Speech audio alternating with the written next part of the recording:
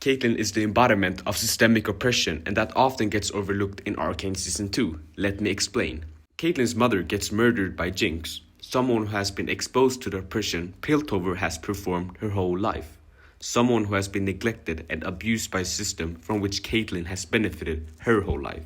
And Caitlyn knows this, but she still decides to use her anger and shoot it at the people of Son, more specifically Jinx, rather than understanding the root cause of their suffering. The root cause being people of Piltover, like her mother, like herself.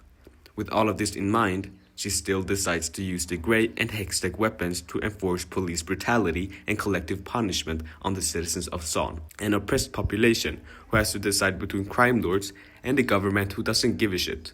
Having to choose between a kingpin who wants to exploit them and a government that doesn't give a shit. Now, this is a great and interesting character arc for a villain, but she's clearly framed as a hero at the end. It's like she's excused because of her trauma, without facing any criticism or accountability. No amount of good deeds can undo our crimes. I think that sentence best depicts how Caitlyn still doesn't understand Jinx or the people of Son. The show clearly holds both Jinx and Caitlyn in the same moral judgment, without the context of their motives or upbringings.